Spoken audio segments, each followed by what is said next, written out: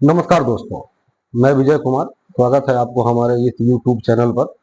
और आज की जो सच्ची घटना है वो चंपारण जिले के सुंदरपुर गांव से है।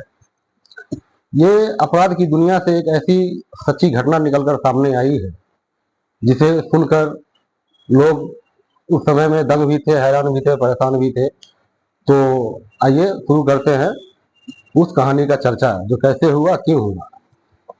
ये साल 2022 का है। 18 अगस्त 2022 के दिन एक लड़का जिसकी उम्र 32 साल, नाम शंकर प्रसाद, और उसकी पत्नी नैना देवी, उम्र 25 साल, और उसकी माँ सुनीता देवी, उम्र 55 साल, ये रोते बिलखते हुए सुंदरपुर सुंदरपुर गांव का जो पुलिस चौकी होता है, पुलिस स्टेशन, वहां पहुंचती है।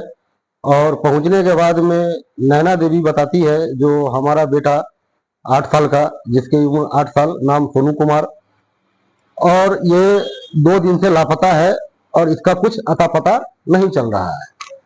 तो कृपया इसे तलाशने में हमारी मदद करें। तो ये सुंदरपुर पुलिस स्टेशन के सीओ जो होते हैं दिवाकर पांडे, और थाना अध्यक्ष राम बालक सहनी, ये दोनों पहले तो उनका रिपोर्ट दर्ज करते हैं, एफआईआर दर्ज करते हैं।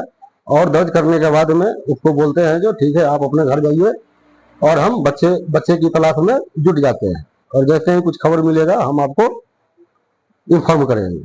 तो ये अपना तीनों आ जाता है अपने घर पे, और 1-2 दिन और बीत जाता है, लेकिन बच्चा का कहीं नहीं मिल पाता है बच्चा। ये फिर से एक बार सुंदरपुर पुलिस स्टेशन पहुंचते हैं तीनों, और फिर से अपनी आप बीती बताती है। और आप बीती बताने के बाद में पूछती है जो मेरा कम से कम सहायता कीजिए, हेल्प कीजिए, और हमारे बच्चे को ढूंढ दीजिए।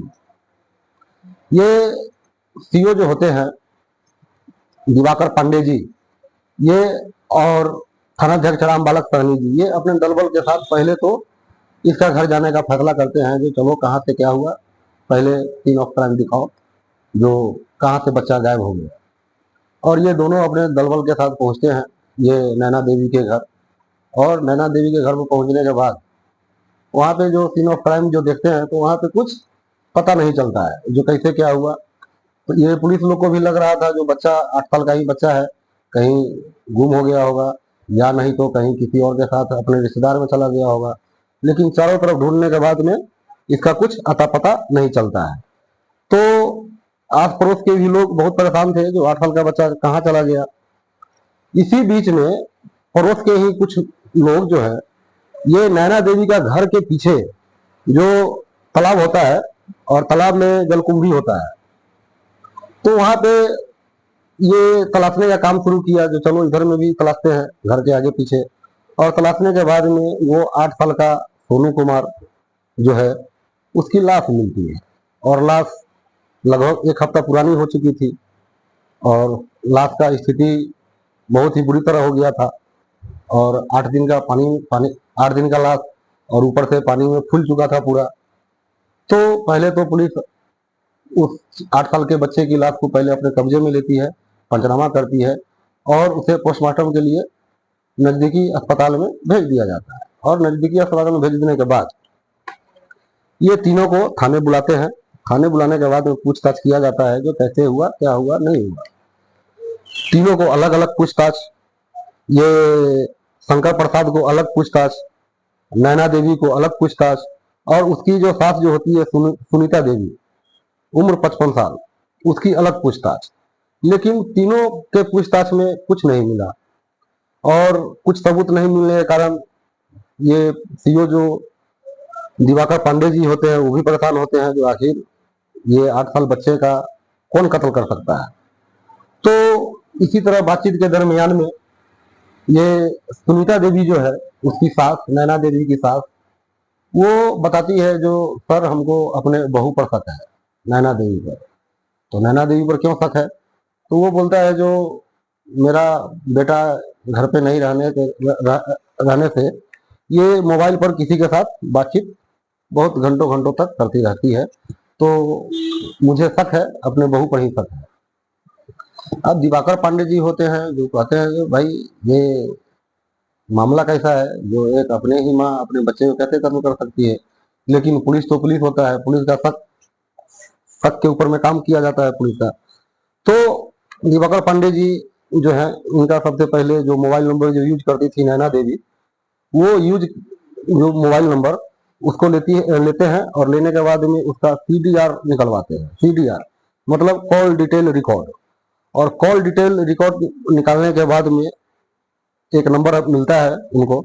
वो नंबर पे घंटों बातचीत हुआ करते थे।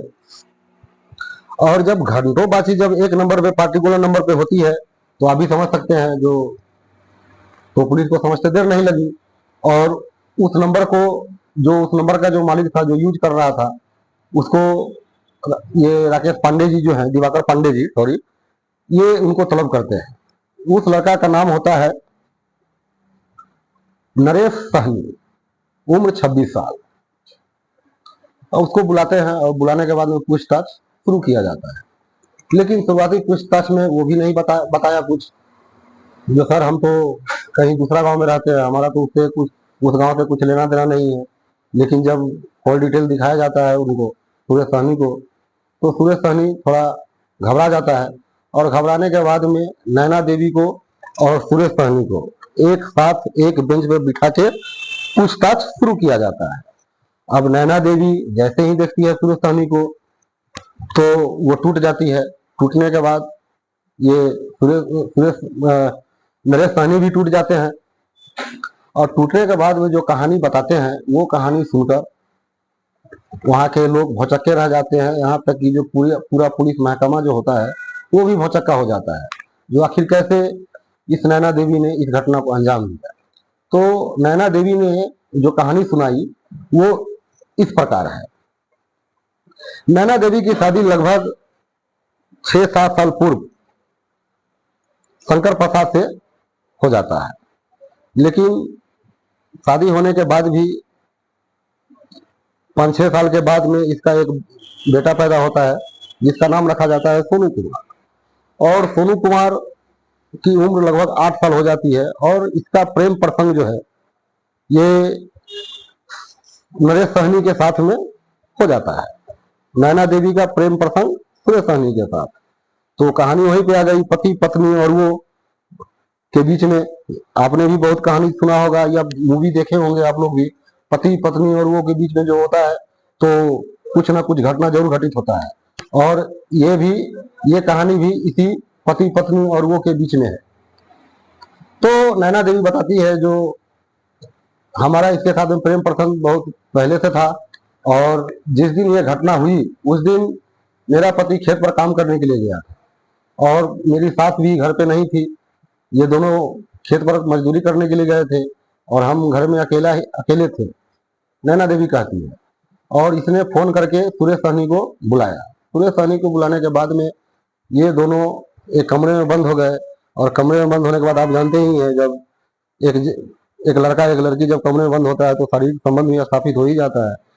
तो ये किसी कारणवश दरवाजा बंद करना भूल गई, और इसी बीच में 8 साल का सोनू कुमार अचानक उसके रूम में पहुंच जाता है। और रूम में पहुंचने के बाद में इसकी माँ जो होती है नैना देवी काफी घबरा जाती है, जो मेरा बेटा ने देख लिया, और मेरा बेटा अब सबको बता देगा। तो ये अपना संबंध, प्रेम संबंध छुपाने के लिए, अपना शारीरिक संबंध छुपाने के लिए अपने ही 8 साल बेटा का कत्ल कर देती है। और कत्ल इस ढंग से करती है, ये इसके साथ में ये नरेश सहनी भी शामिल था। नरेश सहनी और नैना देवी दोनों ने मिलकर उस बच्चे को पहले पकड़कर और बेड पर लिटाकर पहले गला दबा कर हत्या कर देता है। और गला दबा के हत्या करने के बाद में घर के पिछवाड़े तालाब में उस लाश को फेंक देता है। और फेंकने के बाद में सब अपने अपने काम में व्यस्त हो जाते हैं। और 2 दिन के बाद ये बच्चे को ढूंढने का बहाना करके काफी अपने परेशान अपने आसपास को दिखाती है, जो हम बहुत परेशान हैं अपने बच्चे को ढूंढने के लिए। लेकिन सारा कारनामा ये नैना देवी और सुरेश सहनी का ही किया हुआ था। तो कहीं ना कहीं पति पत्नी और वो के बीच में जो कत्ल जो हुआ, तो ये कहानी इसी पर थी। और फिलहाल ये दोनों जो है, सुरेश सहनी और नैना देवी, फिलहाल उम्र कैद की सजा लोअर कोर्ट ने सुनाई है उसको, और फिलहाल वो जेल में बंद है। और ये कहानी आपको कैसा लगा? अच्छा लगा तो लाइक कीजिए, सब्सक्राइब कीजिए, शेयर कीजिए, और फिर मिलते हैं ऐसे ही किसी सच्ची घटना के साथ किसी और वीडियो में। तब तक के लिए आपका बहुत बहुत धन्यवाद। नमस्कार।